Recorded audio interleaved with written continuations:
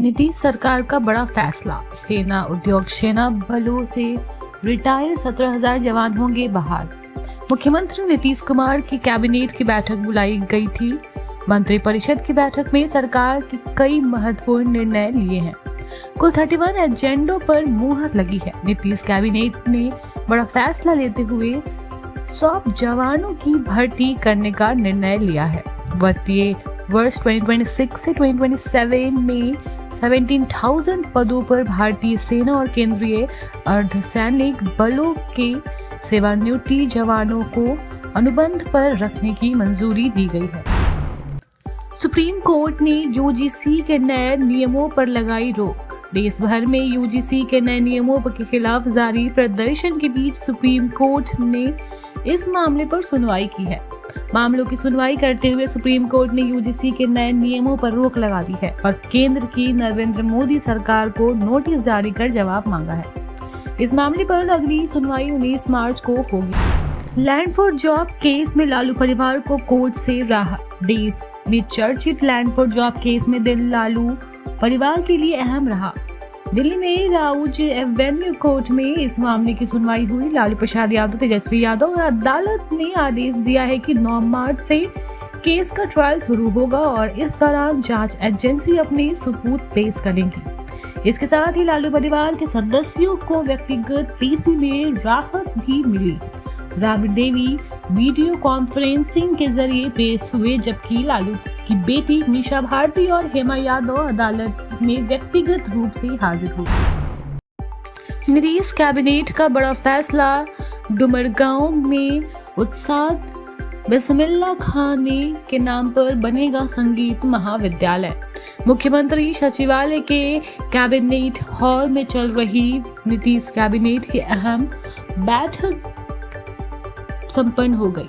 Cabinet की बैठक दोनों डिप्टी सीएम के साथ साथ में तमाम विभागों के मंत्री मौजूद रहे।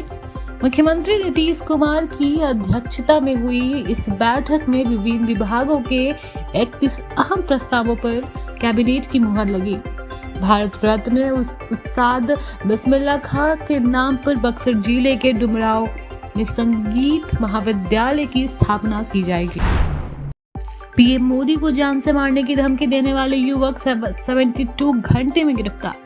सारण में इस वक्त की बड़ी खबर आ रही है, जहां प्रधानमंत्री नरेंद्र मोदी को जान से मारने की धमकी देने और गाली गलौज करने वाले युवक को छपरा साइबर थानों की पुलिस ने 70 घंटे के भीतर बेंगलुरु से गिरफ्तार कर अपने साथ छपरा लेकर पहुंचे।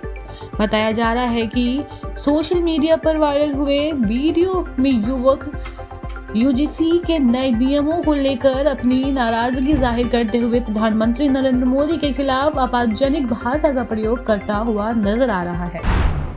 बिहार के औरतों को 2 लाख देने की प्रक्रिया शुरू।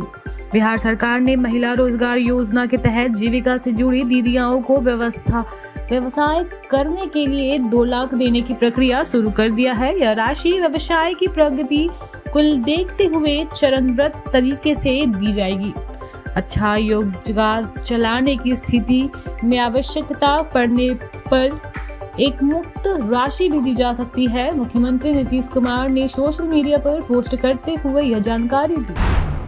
सुप्रीम कोर्ट के आदेश पर बिहार पुलिस का ट्वीट, यूजीसी के नियमों पर रोक वाले पोस्ट कर ट्रोलिंग। यूजीसी के नए समानता नियमों का मुद्दा गर्म है। सुप्रीम कोर्ट ने गुरुवार को इस पर रोक लगा दी है। बिहार पुलिस ने गुरुवार को सोशल मीडिया प्लेटफॉर्म एक्स पर इस संबंध में एक पोस्ट साझा की, जिससे ट्रोलिंग होने लगी। यूजर्स कमेट ने बिहार पुलिस के आईटी सेल पर तंज कसते हुए तरह तरह के कमेंट कर रहे हैं। बिहार पुलिस की ट्वीट अकाउंट हैक होने, इसके समाचार एजेंसी बनने की बात कमेंट्स में की जा रही है। झारखंड निकाय चुनाव के एक कागज ने रोका कई ओबीसी प्रत्याशियों का रास्ता। नगर निकाय चुनाव में रांची नगर निगम की 13 वार्ड अत्यंत पिछड़ा और पिछड़ा वर्ग के लिए आरक्षित है। इस वार्डों से पार्षद पद के लिए चुनाव लड़ने की तैयारी में महीने से जुड़े दर्जनों संभावित प्रत्याशियों की आस जाति प्रमाण पत्र नहीं बन पाने की वजह से टूट गई है। अब उनके पास कोई विकल्प भी नहीं बचा है जिसके जरिए वे संबंधित जारी का प्रमाण पत्र हासिल कर सके। रांची में लागू हो गई धारा 163, किन चीजों पर लगा प्रतिबंध। नगर निगम चुनाव की घोषणा के साथ ही आदर्श आचार संहिता लागू हो गई। चुनाव के दौरान शांति, सुरक्षा और निश्चितता बनाए रखने के उद्देश्य से सदर अनुमंडल दंडाधिकारी ने रांची नगर निगम क्षेत्र में BNSS की धारा 163 के तहत निषेधाज्ञा लागू कर दी गई है। यह आदेश चुनाव प्रक्रिया की समाप्ति तक प्रभावी रहेगी। आदेश के अनुसार किसी भी राजनीतिक दल, संगठन या प्रत्याशी को बिना सक्षम पदाधिकारी की पूर्व अनुमति के सभा, जुलूस, धरना या प्रदर्शन करने की अनुमति नहीं होगी। झारखंड नगर निकाय चुनाव भाजपा प्रत्याशियों के नामों पर जल्द लगेगी मुहर। नगर निकाय चुनाव में भाजपा समर्थित अध्यक्ष पद के दावेदारी पर अंतिम मुहर लगने की प्रक्रिया अंतिम चरण में है। प्रदेश आलाकमान भाजपा समर्थित प्रत्याशियों के नाम की घोषणा करेंगे। संभव है कि इस प्रक्रिया को शीघ्र पूरा कर लिया जाएगा क्योंकि 4 फरवरी तक की नामांकन करने की अंतिम तारीख तय है। चर्चा है कि रायशुमारी के अव्वल व मजबूत प्रत्याशियों के नाम पर ही आलाकमान का मुहर लगेगा। ऐसे में रायशुमारी के बाद अब भाजपा समर्थित प्रत्याशी बनने की आस लगाने वाले की निगाहों अब घोषणा की टकटकी पर टिक गई। Thank you so much for watching this video. Don't forget to like, comment, share, and subscribe.